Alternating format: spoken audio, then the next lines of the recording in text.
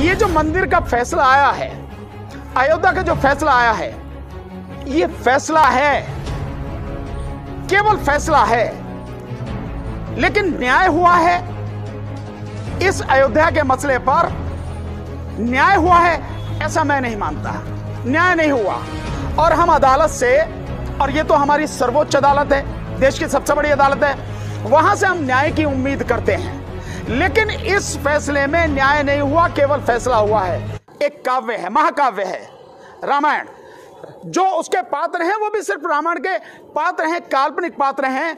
इतिहास में कहीं भी कोई भी साक्ष्य अभी तक इस बात का उपलब्ध नहीं है कि राम का जन्म अयोध्या में हुआ या राम एक यहां पर सही मायने में एक व्यक्तित्व थे। ऐसा कोई भी साक्ष्य, कोई भी प्रमाण इतिहास में उपलब्ध नहीं है। बल्कि अगर देखा जाए तो जिस तरह का ये ब्राह्मण साहित्य है, ब्राह्मणवादी साहित्य जो है, मनुवादी साहित्य जो है, अगर इसकी माने तो इतने पीछे चला जाता है। द्वापर युग, त्रेता युग, जन कौन कौन से युग की बात करते हैं और एक एक युग ही लाखों लाखों साल का होता है। अगर उससे हम कल्पना करें तो उससे पता लगाएं तो कि लाखों साल पहले हुआ था, तो भैया ये आपकी कहाँ की है? जो लिखित इतिहास हमारे पास है वो अगर देखा जाए तो सिंधु घाटी की सभ्यता के बाद का इतिहास है। तो एक काल्पनिक पात्र को माननीय सर्वोच्च न्यायालय ने एक आइडेंटिटी मान के उसे वो जमीन दे दी। अब मैं इस बात को कह रहा हूं कि इसमें न्याय नहीं हुआ, उसके बड़े जायज कारण है। मैं ये मानता हूं कि जो मुकदमा था, कोर्ट के सामने मुकदमा था कि ये जो विवादित जगह है, ये जगह किसकी है। आज तक सुप्रीम कोर्ट भी इस बात को मान रही है कि उस विवादित ढांचे के नीचे कोई मंदिर के अवशेष नहीं मिले, मंदिर के कोई अवशेष नहीं है। और सुप्रीम कोर्ट भी यह मानती है कि मस्जिद में ही मूर्तियां रखी गई थी, वो मंदिर में नहीं रखी गई थी।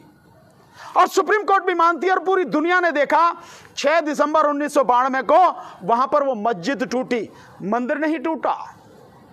ये सब मानते हैं। तो इससे यह साफ सिद्ध हो जाता है कि वहां पर मस्जिद थी, मंदिर नहीं था, और मस्जिद तोड़ी गई। जब जिस चीज के आपको वहां पर सबूत ही नहीं मिले हैं, आप उसे जमीन कैसे दे सकते हैं? उसे कैसे मान सकते हैं आइडेंटिटी?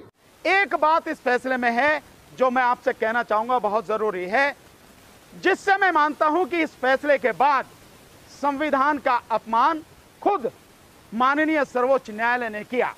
सर्वोच्च न्यायालय संविधान की संरक्षक है, गार्जियन है।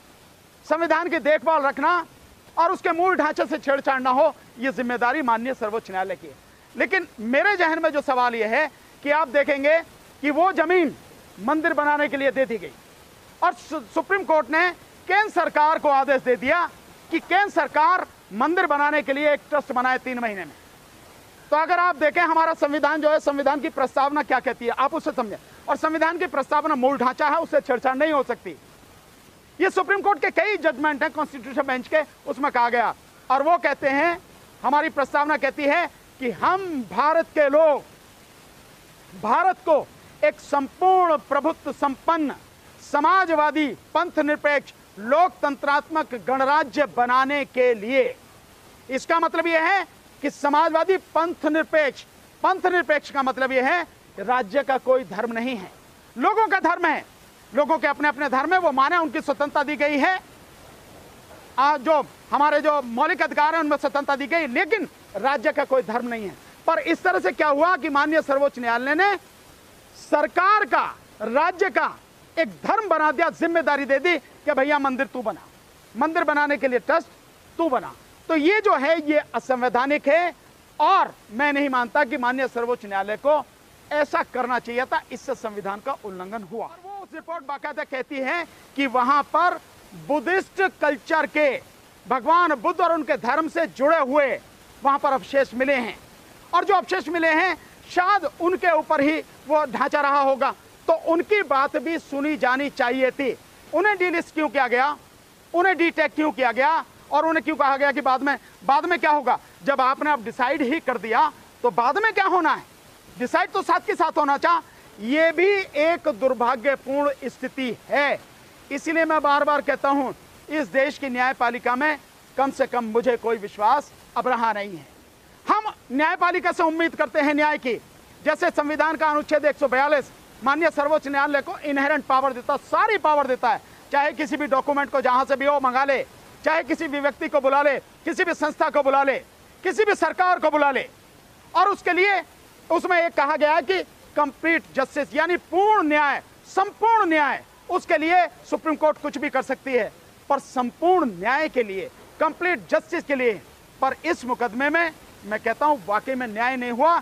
और क्योंकि एक बहुत बड़ा पक्ष जिसके पास ऐतिहासिक साक्ष्य थे, जिसके पास में एएसआई की रिपोर्ट थी,